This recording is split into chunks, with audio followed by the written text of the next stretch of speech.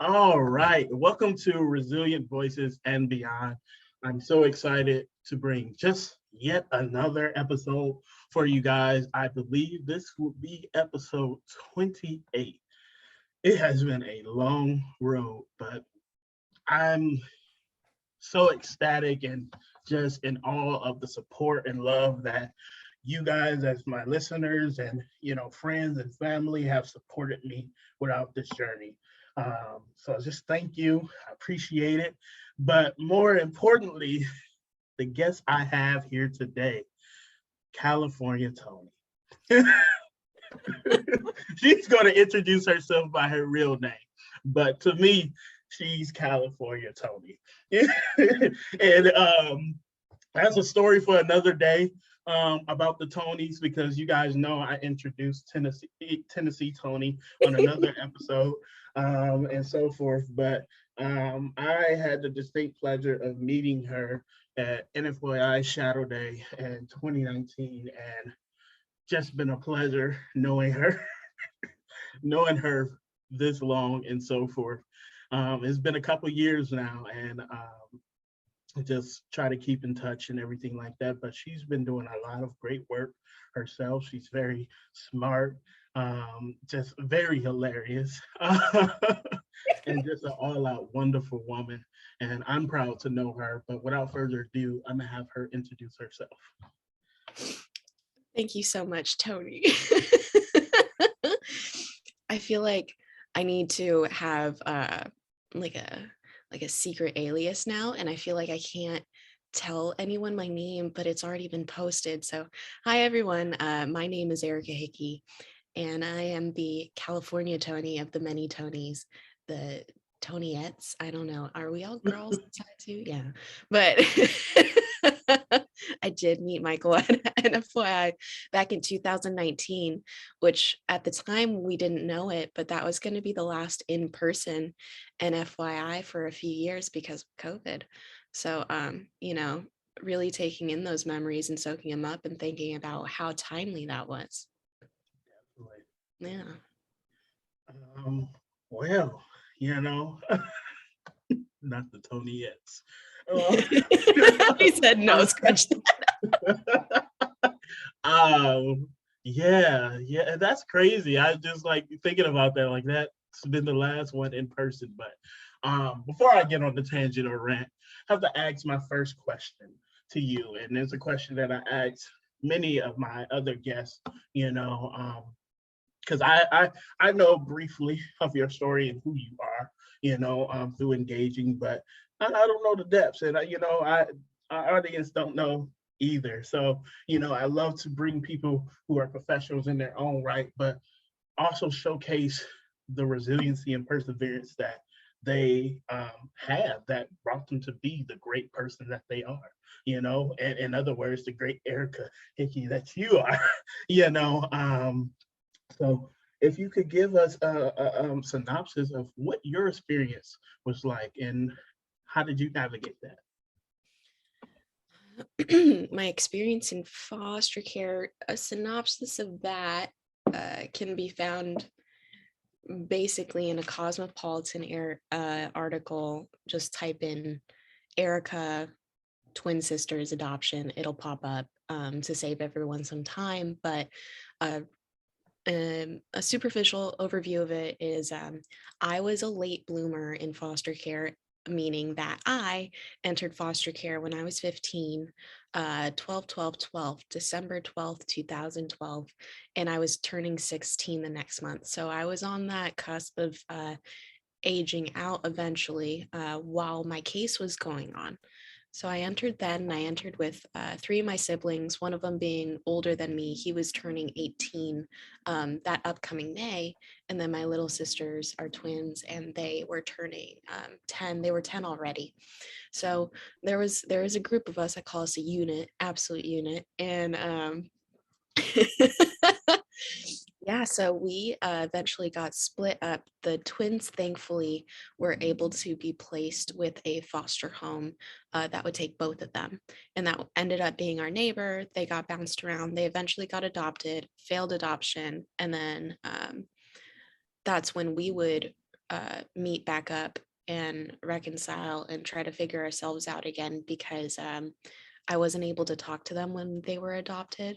They were doing their new family stuff, and as the article states, apparently that's when families want to start creating their own basis and their own connections as their new family. And I can understand that to a point. And so that was a really tough time. And eventually, when that adoption failed, my partner at the time and I looked at each other. We were renting, and we just looked at each other and we're like, okay, we have to figure this out because they're officially back in foster care. And like, we took it on ourselves to make sure that they were taken care of. And at the time, I was 20 and I was still in AB 12 extended foster care, which is California's extended foster care. And that that was insane. So I was told I can't even bother with the resource family approval process, RFA process, until I'm out of care. I said, you know what, that totally makes sense. Thanks for pointing that really obvious statement out to me. And then I waited until my birthday. I turned 21. And I was like, okay, we need to apply. And we already knew we were going to apply. So this is going to be really confusing, but the timeline right before that, I was 20. It's October. No, it's September 2017.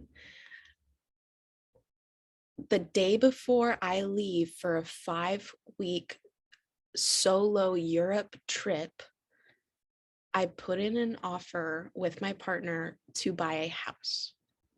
Like we were 100% in on this. We were going to do this for the twins. And I wrote a letter describing who we were. We ended up getting approved for this house.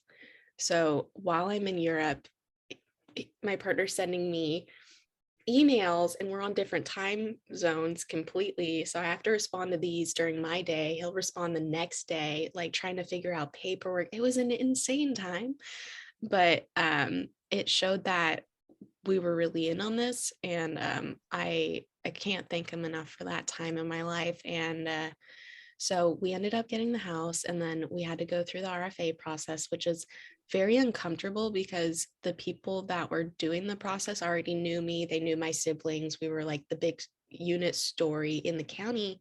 And so it was really uncomfortable when I realized it wasn't going to be easier than I expected, but harder because people knew me. And I was like, oh gosh, here we go. And so those stereotypes come in of, well, she was in foster care. She can't take care of them. She's too young. We don't think this is the best fit. And I'm like, well, then who is? Because right now, no one's taking twins. Like they're not taking sibling duos. And I'm right here. This is available. I work in child welfare. I work on legislation for child welfare, so I know the ins and outs of it. I'm also someone with lived experience that literally just got out of it. And in a nutshell, I was basically their parent when they were younger, you know? And so eventually we got to foster them. And that was a really tough time because, you know, being a teenager is hard. Being a teenager in foster care is really, really hard. And then being teenage girls in foster care, twins, super hard, I'm sure. So it was just a lot of like trying to figure things out, what's going on, what's going to happen next, college applications, which one wants to do what. Apparently they both ended up wanting to do nursing, but that's not how the story started.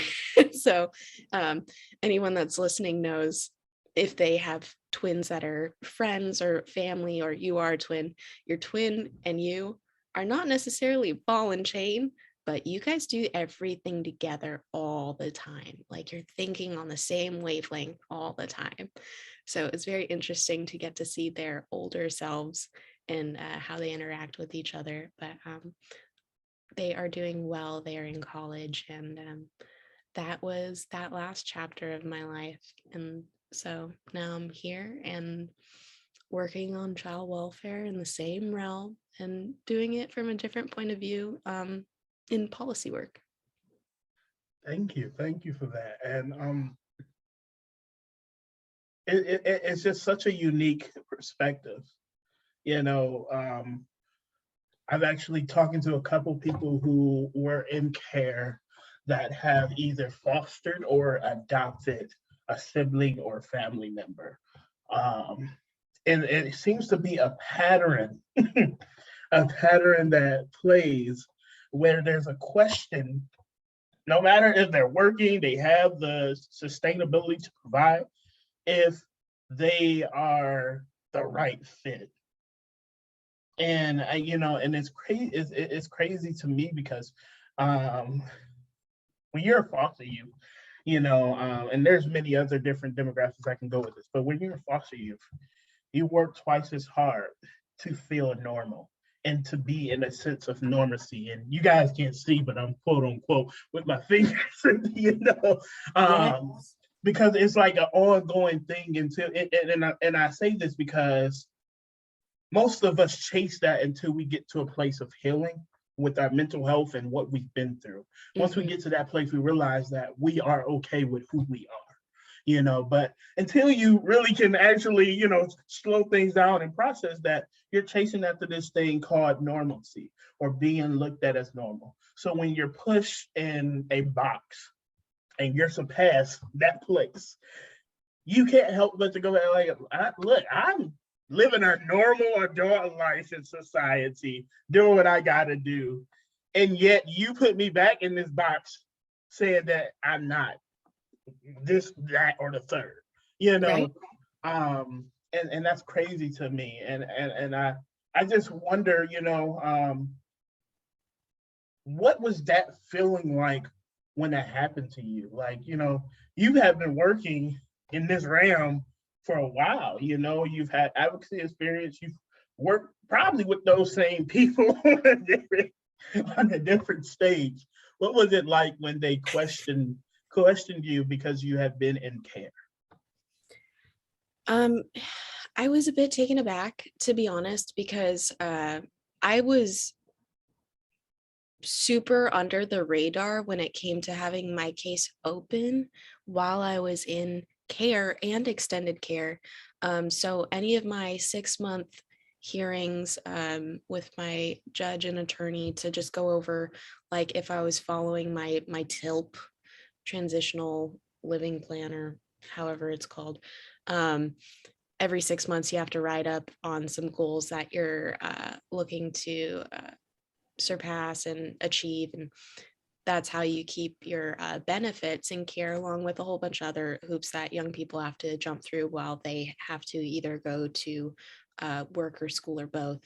And so the one time I did request something was, again, same story, just trying to visit my sisters, because me and my older brother, we can connect, and we are in connection, talking, in contact, saying we will meet up when we feel like it, because he's out of care and we have a mature relationship, and we are not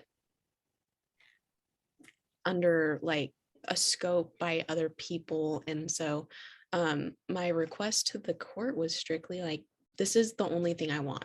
I just want to visit my siblings or just to talk with them. Like, I don't even need to see them in person, but I'm told I can get these soccer schedules for the season. And then I never get these soccer schedules. And then all of a sudden, as soon as it's out in an article, the reason was we didn't want the girls to feel like stressed at their games. And there were just all these other excuses. And I was like, why wouldn't you just tell me this in the first place so I can understand it, instead of just being upset and confused as a young person, eventually as an adult, missing this necessary time to bond with my siblings that I haven't seen in a few years. It was really rough. Hadn't seen them, hadn't talked to them.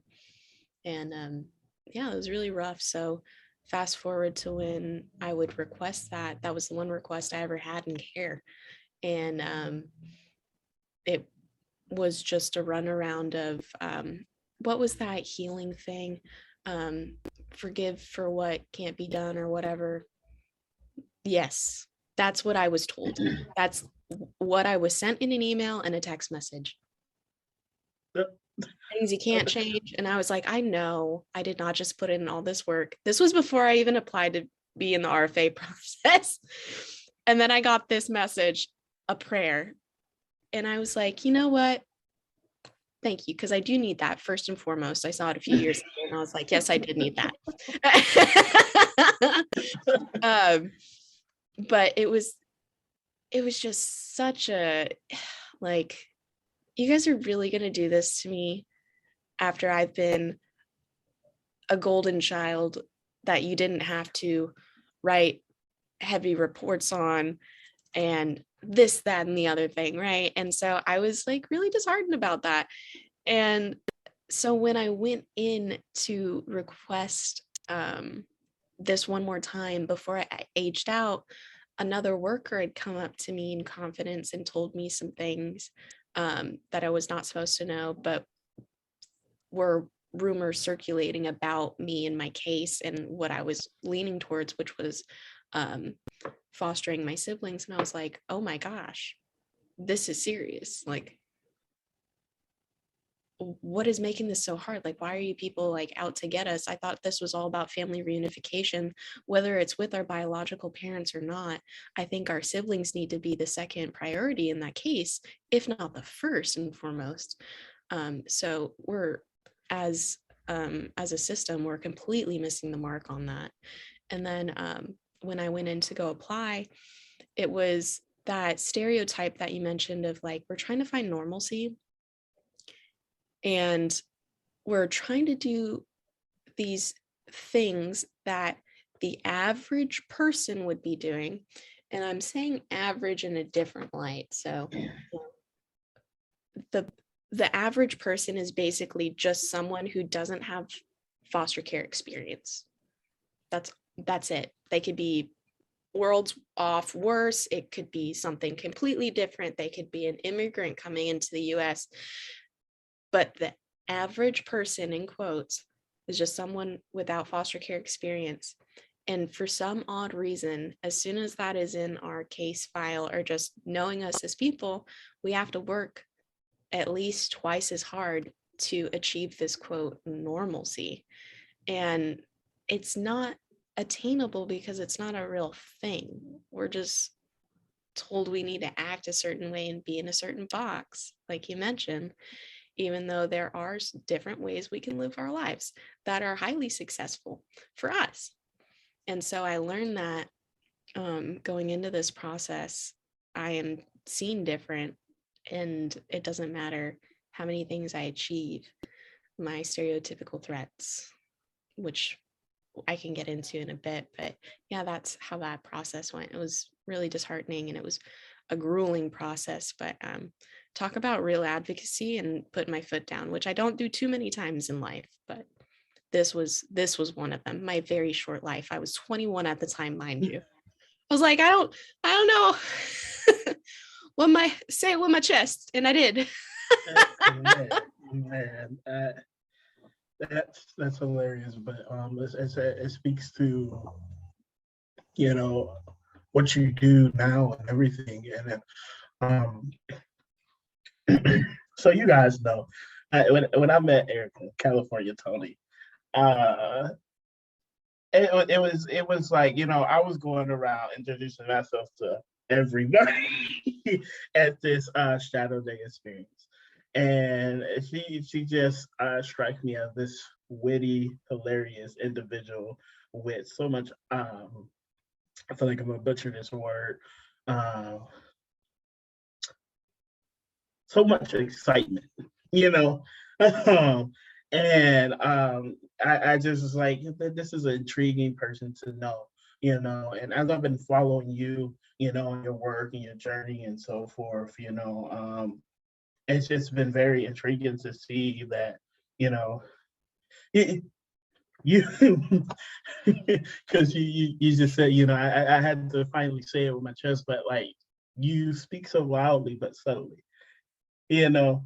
And I may not even be giving that just, but that like that doesn't mean that your voice is quiet, and that's one thing I learned about you. Um, but to go to my next question, um, so you went through all that, you know, you were still in a place of adulting, you know, and just figuring out, and you had taken on this mission, and eventually the mission did pass through and so forth. But before I ask this, were all of your siblings, all of you guys in care at some point? Um, no, so I am actually one of six. I'm technically the middle child. So I have three older brothers and then two Mhm. younger sisters. But the four of us that I mentioned, so the technically the youngest brother, there's the brother, then there's me, and the twins. We grew up together. The oldest Mhm. two, um, we didn't meet until later on in life, and then we still haven't met the oldest one. Yeah. So Okay. only the four of us went into care, and we went into care together. Okay. And all you guys were like in the California area, you know. So Except the other two. at that time when you you had been trying to have some kind of communication and some conversation with your siblings, then no, to no avail. It didn't happen until you aged out. Then now you're on the road to trying to foster them. Um, like I guess why was it so difficult? I guess I would ask, like, in your thought process, why do you feel that because it's not a unique process just to you, like, why is it so difficult as a young professional? Yes, I do have experience in care, but why do you feel that it's built against you in a way of saying, in that kind of route? Well, typically, uh, how do I put this? So fostering them at the time, they must have been 15, 16. So they were teenagers. We'll start there. And as a young person, as a young adult, I should say 21, I'm able to apply to be a resource family. Um, but they would prefer you have at least a 10-year gap in between you and the person that you're fostering or fostering adopting. Mhm. So we'll start there. This was a different case because they were my siblings. Thankfully, that was approved. But I think there's this misconception with the dream, and the dream is kind of like what child welfare will put out, and please don't smite me, child welfare, but the way that adoption and fostering is portrayed is we need more parents now, and yes we do, um, and it's seen as like a noble gesture, very humbling, and yes, I understand that as well. But once you get your foot in the door as a adoptive parent or a fostering parent, um, I feel like the cheerleaders that were there for you to like go through the process, get approved, and go with a young person are out the door, and they're like, great, this is all you now. Good luck. Bye. And it's not like a pat on the back, like you got this, and I'm just gonna like I'm a call away. It's more like hot potato, you're it. I'm closing the door. You can't throw it at me anymore. And I'm not saying this for myself because the social worker I worked with was absolutely, absolutely phenomenal. Loved her to pieces, and I still do. Um, but if I didn't have this experience, that I knew of from my lived experience, I wouldn't know what avenues to go through. And that's what I'm talking about. Like, I hear caregivers all the time, especially like elderly caregivers, like it is their relative. It's like grandma or grandpa taking care of their grandchild. And it's like kinship care, and they don't get any of these benefits. Like, now they might be retroactive, I believe, for benefits once you start getting supplemental packages, ADFC. But it wasn't like that just a few years ago. Like 2017, if you took that kid in and you were losing money, you were not paid it back. And you were just hoping that your case would go through and that you would finally get that social worker and get those supportive services that you needed. And that's such a deterrent when we're looking at the bigger picture of this is, you know, yes, we want reunification. At the same time, we want to keep kids with their families. We want to keep young folks with the people that they know and that they feel safe with. And most of the time, that is relatives. Like in different countries, foster care doesn't exist. Like when I went on that Europe trip, as soon as I learned that I was doing it by myself, I changed everything. I was supposed to go with a good friend of mine, but she backed out like last minute. And I was like, I'm still going. And so I changed it to a journey of looking through different governmental aspects and views and figuring out what foster care looks like in each country I went to. The only one that actually had foster care like as a system was Ireland. Every other place, when I would ask locals, they're like, we don't have foster care. You go to your aunts or you go to your grandparents. And so we still kind of see that here in the States, but we're not providing the proper resources because there's also that idea of like your parents are having these struggles with like mental health and drug addiction. And that might have come from addictions that were genetically brought on from their parents or lacking understanding about mental health needs. And so if we're putting like, if our parents are the outcome and then we're putting another child into the same purpose, like might not be that effective if we don't have proper services to give. Also, generational wealth. If you're coming from a poor family and your grandparents are more than likely not on the wealthier spectrum of it, we're not really pinpointing the issue that got us to where we are right now. So are we really supporting our families that need it? And how are we doing that? And is it effective? That's what I always go back to. Definitely. And you mentioned you dropped so many different nuggets there. And yeah, it's an issue across the board where, you know, they're just not really support. And there's this fantasy ideal when it comes to I think guardianships, kinships, you know, fostering, adopted, and stuff like that. There's this fantasy picture of what the people coming through the door to do those jobs, to serve, and to be that person for that youth looks like, you know. And we're still, and dare I say, I'm probably gonna make some people mad, but we're still in a place where we're looking at a modern family to be a foster parent or adoptive parent, stuff like that. And sadly, you know, even I as a Christian, you know, that comes from, you know, bringing church into the forefront of this system. You know, yes, we get a lot of resources from our churches and stuff like that, but then our beliefs block the actual sources for people to get parents, you know, and so forth.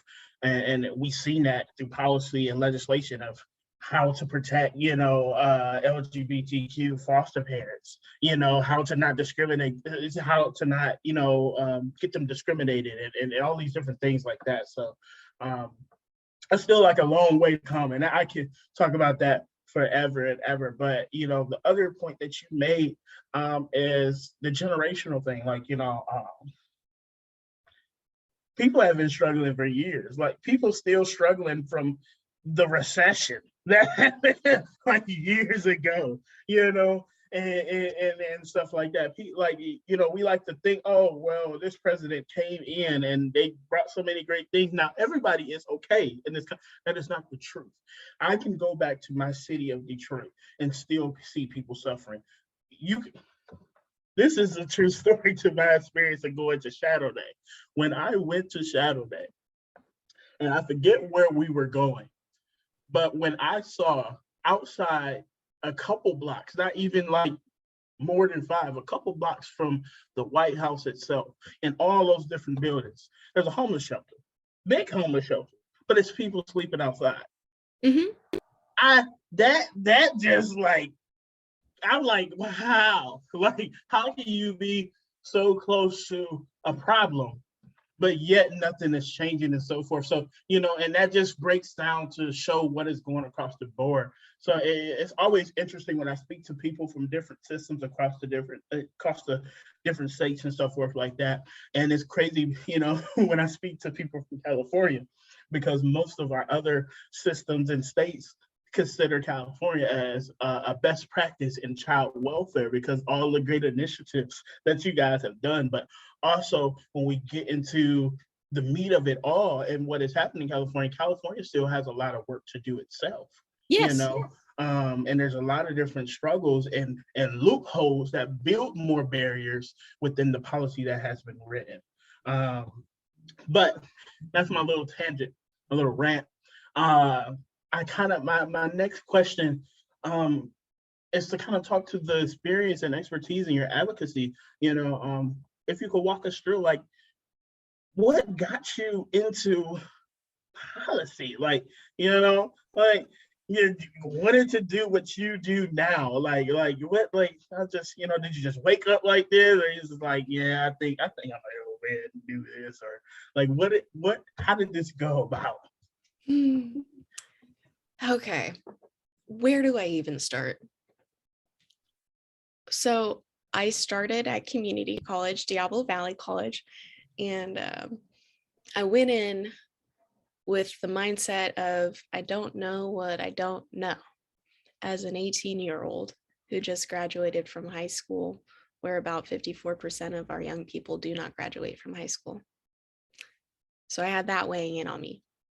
Then I started going to college and I'm like, you know, I should be a social worker, because what better than someone with lived experience to be a social worker? And that's not a bad idea, but it also comes to show you that we are not shown more than half the world, because you don't know what you don't know as a kid.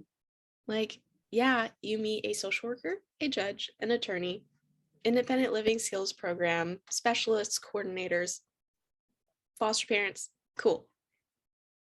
Try to stay out of jail. Okay. I got that going for me. Great. That's all I know. That's all I worked with. And then the school system. And so when people ask young people all the time, and I'll hear it because these conversations are right next to me all the time, is, oh my gosh, I'm so happy you're going to school. What do you want to do? And I'm not hearing STEM. I'm not hearing, I want to go work for NASA. I'm not hearing like these really big ideas that I think are completely attainable by anyone who's in the system. I keep hearing, I want to be a social worker. I want to be a probation officer. And I'm like, but why? So we can make it a better place, because like I know how it works and I wouldn't want that happening to me. Okay, true. Yes, we do need that. And we need to give our young people the option to think bigger. Like, I want to hear more about STEM. I want to hear about young people that actually want to go into vocational training. Like, I want to be an electrician or a carpenter or a drywall lather, and want to do it instead of, well, if I go to Job Corps, then I can finally go to a different state. Like, I want them to actually want something for themselves that they're really passionate about, not, well, I have to do this to go get my credits for my benefits, you know? And I thought I was going to go into business administration, just social work on the side. No, didn't want it. Yes, I loved my communications classes. We did general education those first few years. And I started working for a nonprofit known as Voices, and I was doing case management. I was a youth peer advocate. And I did that November 8th, 2017. I started. So as soon as I got back from that Europe trip, I got a job. I started doing case management in my county through a nonprofit, not for the county. And that's when I was still doing my classes. And at the time, I was ready to transfer. And I was like, do I go to a CSU or a UC? Well, UC systems, like super high up there and prestigious. I'm not going to apply because I don't feel like I belong there. So I'll just apply to a CSU. I'll be a commuter. It's like a commuter school, so it's more accessible to me while I'm going to work. My CASA, my court appointed special advocate, I told her that I told her where I applied, and then she just goes, "You didn't apply to a UC yet." And I was like, "No, I didn't." She was like, "You'd better apply to at least 2 UCs, or I swear." And I was like, "Yes, mom." She's like my second mom. I was like, "Oh," she put the fear of God in me. So I did. I applied to 4 UCs. I got into 2 of them, and then I picked one, and I ended up going to UC Davis. Go Aggies. And also, yeah. And mind you, this is all happening. Like, now we're fast forwarding to 2018. April is like end of April's when we got the twins, and I had just gotten, like, I think it was that month, I got my acceptance letter from UC Davis. So then I'm like, okay, I'm trying to figure out what my commute's gonna look like to Davis. And I was just like, oh my God, there's so many things going on. And then it dawned on me, I was like, I made it. That's incredible. Not only did I make it, but I made it into the school I wanted to go to. So UC Davis, they have like political science. Okay, cool. And then you could do political science, international relations, or there's a third one known as political science public service. You have to do a little more to get that. But that's where I've always been in the realm of. So I ended up going with that one and getting accepted, and still love that degree, still very useful. And I miss all of my classes. But the way that I went about it when I applied, mind you, I was doing case management. But at the time when I entered foster care, I started getting into this nonprofit as a member, and it's known as California Youth Connection. And this is where young people actually create the bills, and they go form solutions and recommendations, and they're the ones that are working and advocating to pass these bills and make them law to support other young people across the state of California. And when I entered foster care, I was like, oh my goodness. First off, I just found my voice, talked to a cop after everything went down. He said, "Whoa, that's crazy." I said, "That's crazy too. I'm glad you see it's crazy." He's like, "Yeah, you're not going home. Do you have someone you could call? Because I don't really want to like send you into foster care right now." And I was like, "For real?" He's like, "Yeah." And I was like, "Wow, thanks. Thanks for looking out." So gave me his phone. I called my best friend at the time, and it was her brother's birthday. They were going through my town to go to dinner, and I was in tears, having to like calm down and get to this dinner as if nothing just happened to me. And that was the day I entered care, and I was like, whoa, this is crazy. So I ended up doing that. And a few years down the road, here I am. And then I was like, you know what? I want to do policy work, because that was like kind of my strong suit when I was at CYC. I don't know why not. And I also I applied for the Voices position to begin with because there was a policy aspect to it. And I was like, I still want to do what I've been doing at CYC. I don't know how big it's going to be. And then I was doing a lot of case management, and I was like, no, this isn't for me. So then they ended up making me their policy director. And I was fortunate enough to do some really big effective projects there and reports. And that was a wonderful time in my life.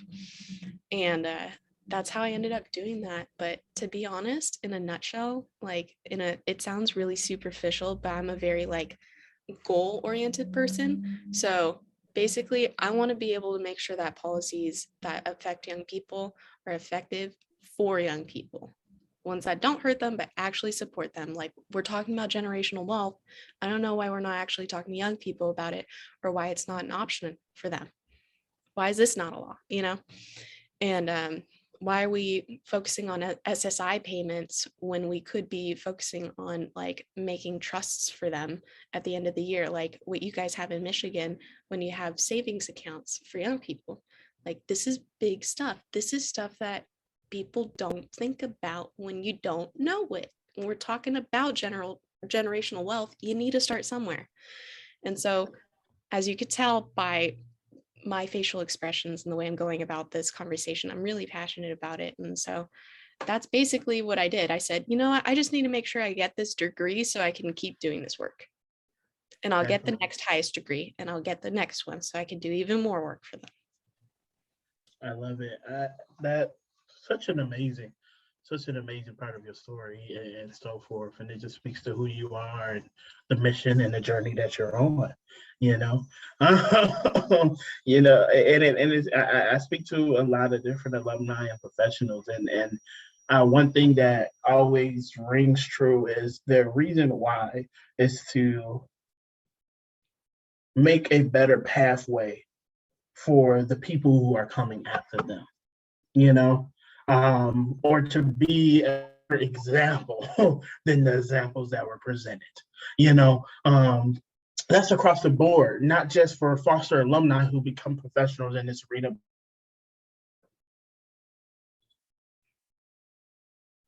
It's like, this is what to do, whether it be social work, whether it be licensing, whether it be fostering, whether it be, being a judge, over foster care, whatever, there's so many different avenues in this arena, and so forth. But as we both know, there's a lot of stigmas and labels that comes around with those barriers, which you kind of attest to earlier. But my next question is, we both know that, mental health is a barrier for our population and demographic of people, can you speak to your experience and what that was like for you on figuring out a journey of self-care, while working in this field? Because, as you said, you started out with, like case management and working with different, agencies like California Youth Connections and so forth. And as a person who works in there, and I don't know if you can speak to this or this rings true for you, but I've been doing advocacy since 15. It has been affecting me since 15 to do that. If it wasn't for self-care and balance and my faith, I don't know where I would be, because each and every day that I work with a client, I do get affected by what they're going through, because it reminds me of how far we have to go still.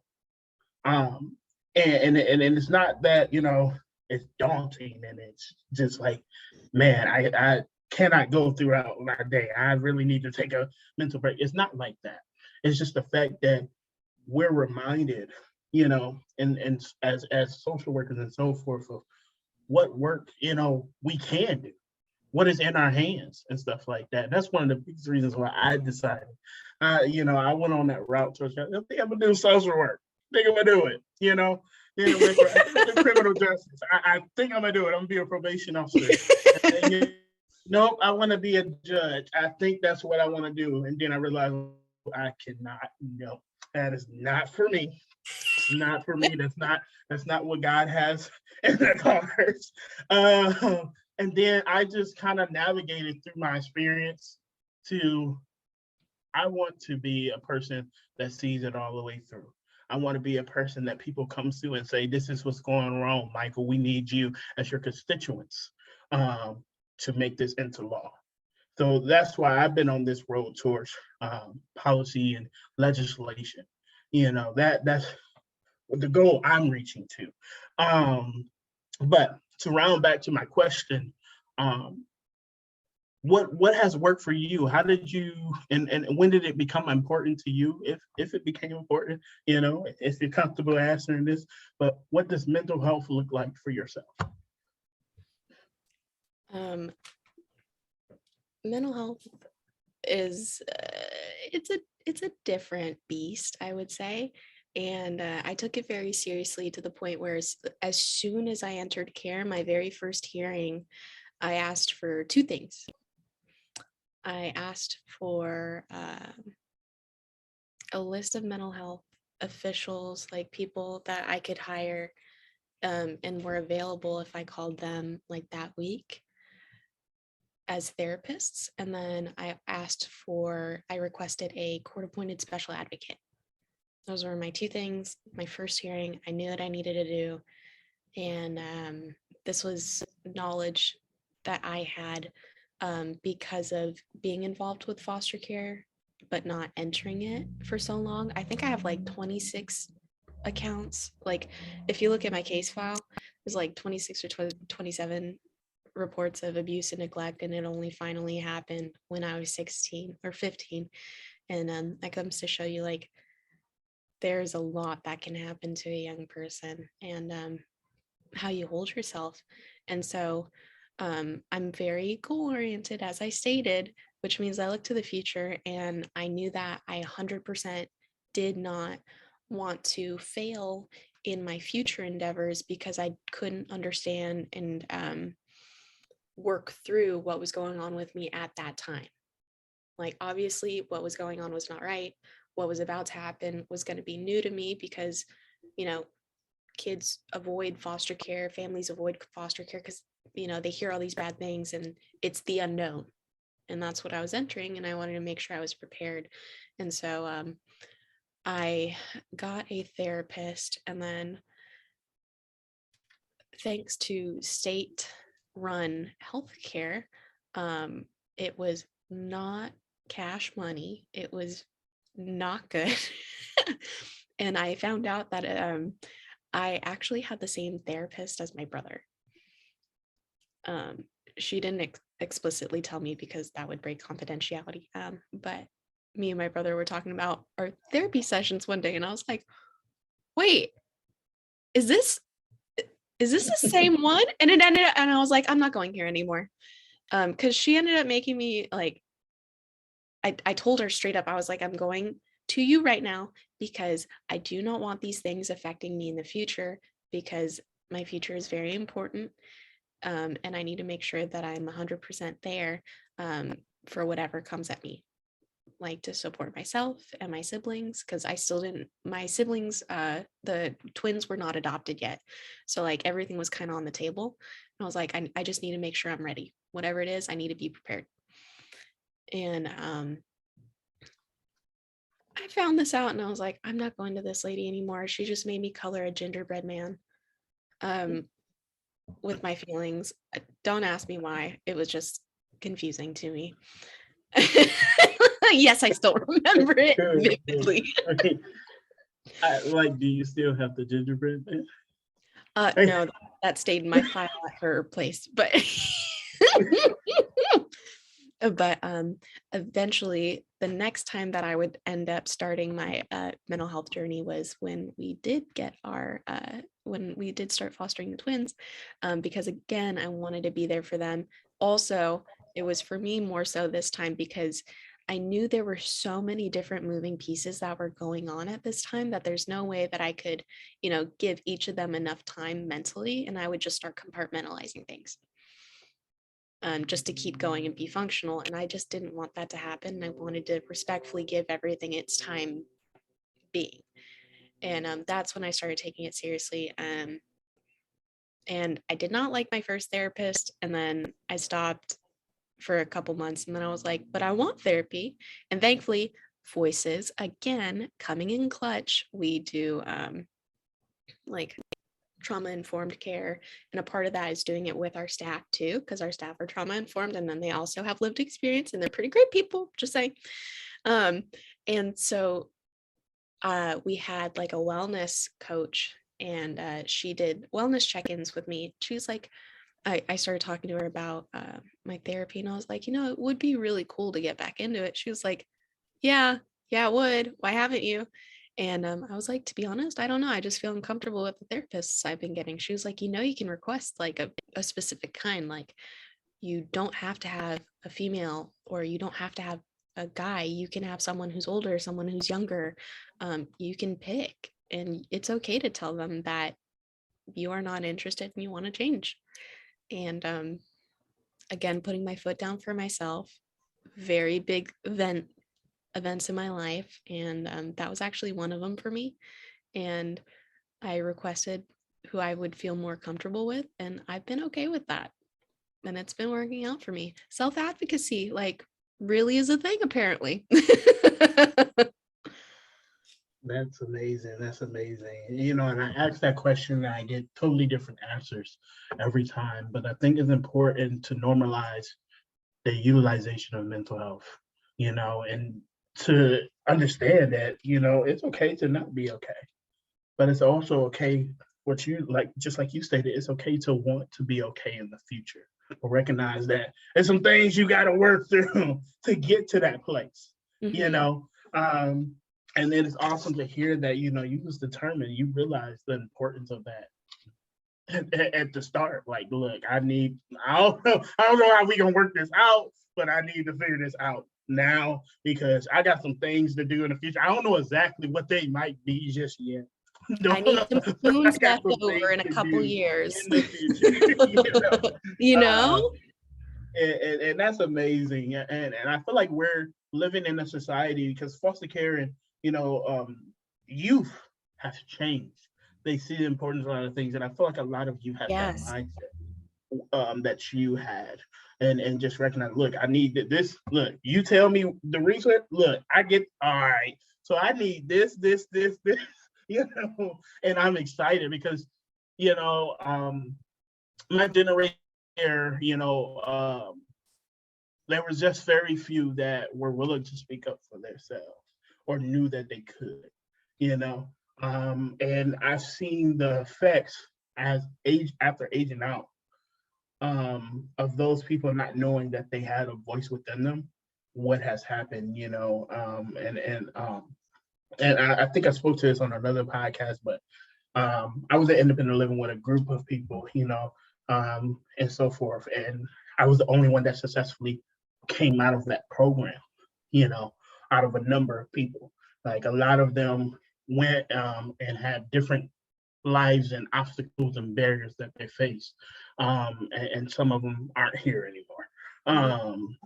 Mhm. But I say that because there's a lot of things that we don't recognize that we need to work through. And it doesn't help that the system projects the stigmas and the labels, you know, on us.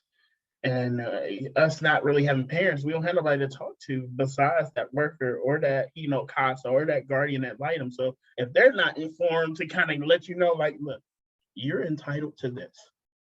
You should take care of this. Who else will? And by the time you actually realize this is a societal thing that you can do to take care of yourself and to be a better part of yourself, you're an adult. Yeah. And now you got to work on top of trying to figure out what's going on in your And some mind. more Like, things are you know, happening why at the same relationships time. is not, you know, you try to figure out like why do I end up with these toxic people? And you just realize that you come to the conclusion that they might not be the toxic people, you know. So it's a lot of different facets. But one of the biggest things I've been talking about and surrounding mental health and bringing the importance to it, and taking away and changing the narrative away from the stigmas and label is that the fact that trauma affects people in the womb, nonetheless affects babies. So Yes. whenever you experience that trauma, you know, um, you may not be at the place to be able to say, yeah, I need this help or whichever this help is. Uh, but it's our job as people who take in these youth into care, people who are working with these youth and stuff like that, to support them. What I've been seeing a lot, and the reason why I wanted to ask this question as I'm doing this podcast, is that we think people are okay at the age out ages. You know, we say, are they 18? They good now. Or they're 25, they're at a place in their mind where their brain is fully developed, they're good. You know, that's not true in the terms of trauma, because trauma stunts people at the place where that trauma begins. and if they're not working through that trauma, that trauma is carried on. So not saying that they may not be fully developed mentally, but emotionally, they're not at a place to be able to, do things. And we need to do a better job as professionals in this arena, as legislators and so forth, who are doing things to support our people, and recognizing that trauma does a lot more damage. And it's the side effect of that is what we're seeing with homelessness and all these different categories and so forth, because we're not getting to the root. And then it becomes generational, which you have spoke about, because a lot of our, foster brothers and sisters have kids and they have kids unhealed, unsustainable. And that only, furthers the cycle. But I have a couple more questions for you, and then, our time will be up, unfortunately. My first of my last questions is COVID. It has affected a lot of different people in many different ways. Yes. How has it been enduring COVID?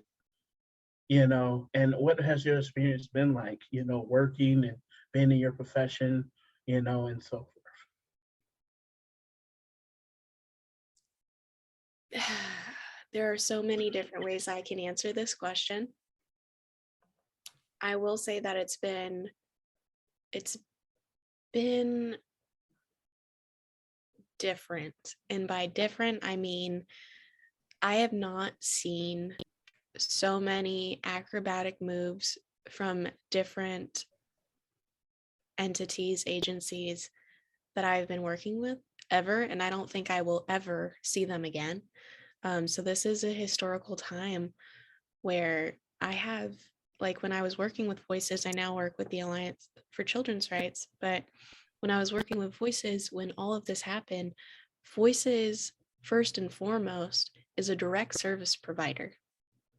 So our youth advocates and our independent living skills program coordinators are the ones that are holding these meetings in person with people, with social workers, with the young folks, with their support teams. And when all of this happened, especially at our drop-in centers where young people come, like we have a lot of homeless youth that come in to get services and to make sure that their needs are met, this hit hard and it hit really fast.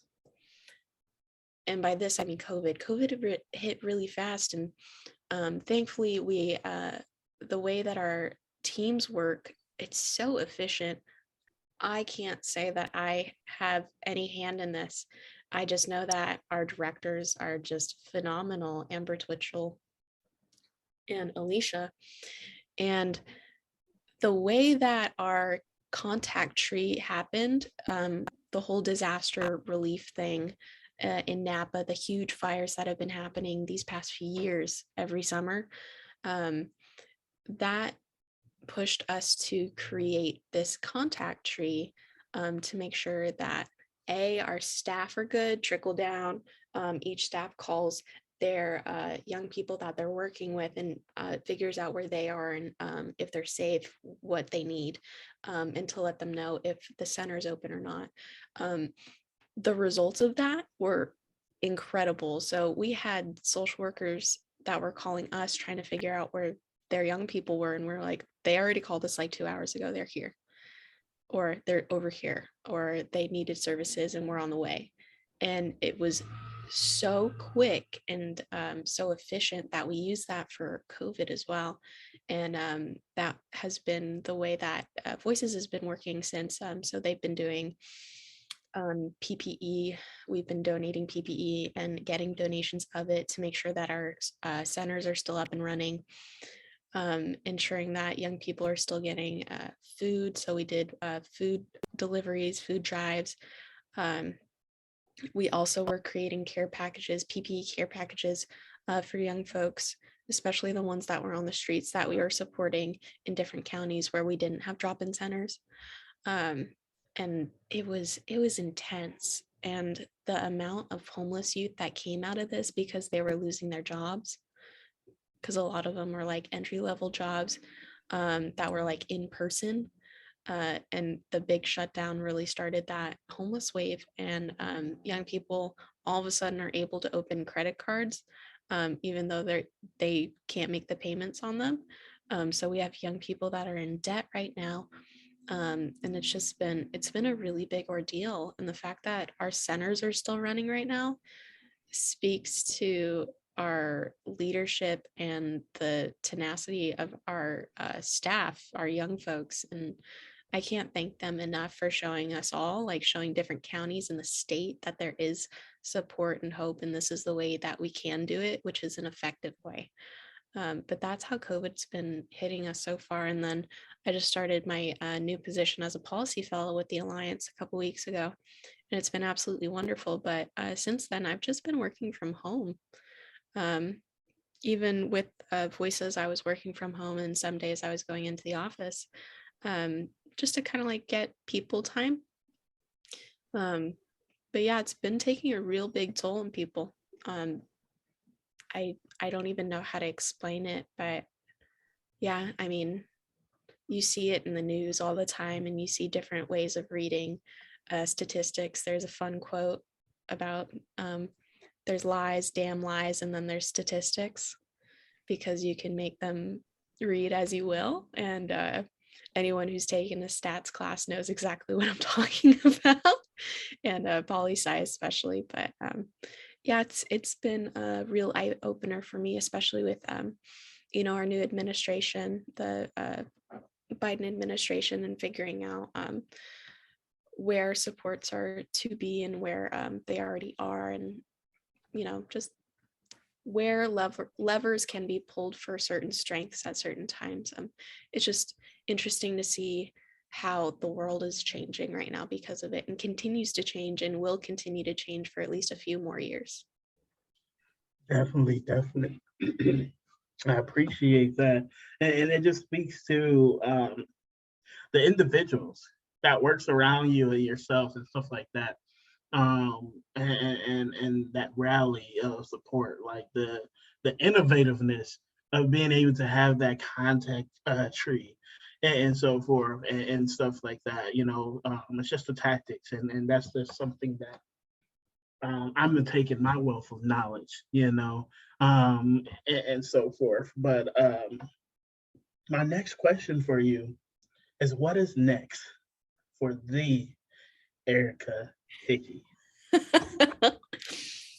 Oh my goodness. That's a really good question. And I think I'll start with our conversation we had before we started the podcast, and the idea of like not really being open to sharing everything that happens in my life, and other people feel that way too.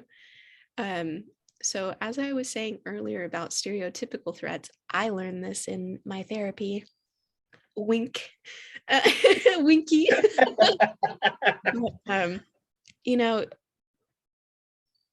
We are a different breed, and proudly so, but at the same time, we do have to work twice as hard, it feels like, to be somewhere and be seen.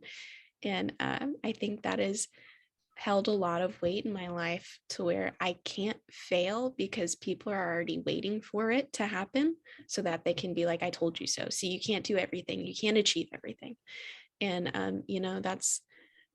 that's driven a lot of what I do. And, it hasn't been the main driver of things, but it's held its own weight in different arenas. And I'm not proud of that, but I'm happy that I can finally identify it and work with it to my advantage. So everyone's like, yeah, you work out of, the saying like, you work out of spite. And I'm like, yes, but no, not my thing. I also just want to do this because you get a cool shirt at the end sometimes. And I just want a cute shirt. Just want to take the swimmer course for a cute shirt. But that leads me to say that along with COVID, because there were varying, especially in the Bay Area, we have like state ordinances for COVID, and state mandates for COVID, but then like in the Bay Area specifically, we have like really specific ways that we can go about it. So like San Francisco has stricter mandates than the East Bay in Oakland or something like that. And so it's been back and forth to the point where I was in law school and they were setting different requirements and barriers to people that were doing in-person learning. And it just came to a head where I couldn't figure out what they wanted from me. And I was like, okay, well, you guys are bouncing back and forth on this. People are flying in and taking Airbnbs because we had every other weekend we would be in class with what's called a JD Flex program. And it was wonderful for people that had like full-time jobs and, you know, families and different lives to where they couldn't do a traditional form of a JD program.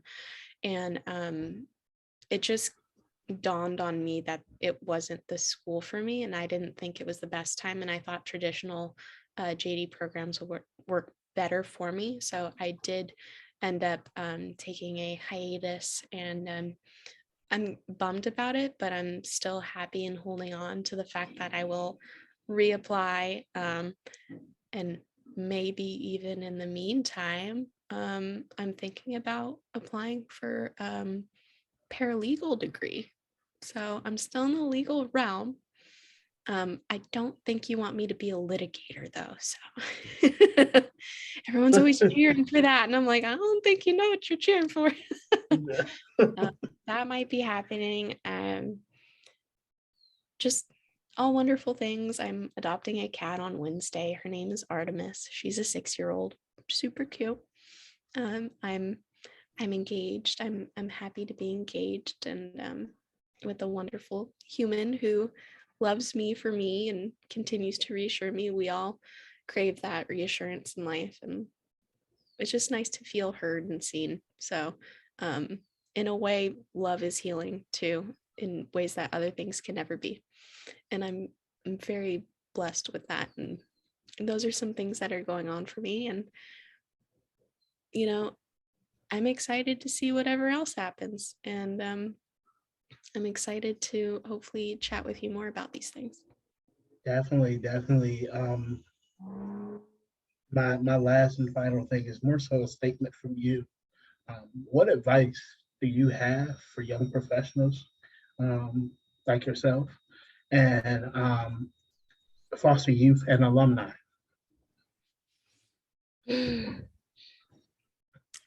People always say, what's your why? And I'm always like, oh God, here we go again. Here's a speech. And I know, stop laughing. This is serious. I am so, you get me, witty to a fault. But not only know your why, but learn your why. Because then you will actually understand why it is that you do the things you do, you think the way you do, and you're in a certain niche that you are right now. You might not understand what I'm talking about until you ask yourself, like, you know, why am I comfortable with doing this? Why am I uncomfortable with doing that, even though it might benefit me? It might benefit me more than what I'm doing right now. Why? A lot of it's fear, and it's fear of the unknown. I'll just answer your questions right now, but always ask yourself why. Like, why am I passionate about this? Why do I want to go forward with this? And why am I not going forward with this? Do I feel like I'm not capable of it? The truth is, you are. You just don't know yet because you haven't started stretching your legs and strengthening those muscles, aka your skill sets, to learn these things. Everything is possible. It is weird, but true. You'll learn if you do it. Just ask yourself why. Definitely. Thank you for that. Thank you. I just want to say I appreciate you taking the time to be on here and speaking with me. It's been a minute since we've seen each other. I was just happy to see you. Yeah, definitely. But it's just awesome to just see the growth and the expertise and knowledge just continue to flow out of you, and so forth. But thank you. I appreciate it. I am honored. I would love to have you back in the future, as you continue to knock down these walls and continue to speed away on your journey. Um, but, you know, uh, this is Resilient Voices and Beyond, you know. Um, I do have to say this because I say it all the time, trying to be my best consistent self. As COVID is out there, it is real. It is here, and it probably ain't going nowhere. Like it probably ain't. Like I think we're in our fourth or fifth variant at this point. So, and I may be exaggerating. Please don't quote me, but please make sure that you guys are taking care of yourselves. And I say this in the most sincere and dearest place of my heart. If you're thinking about getting vaccinated, do your research, get it done. Don't procrastinate. You know, if you're not getting vaccinated, not getting political, that is on you. And that's your choice. But it does take all of us to take care of one another.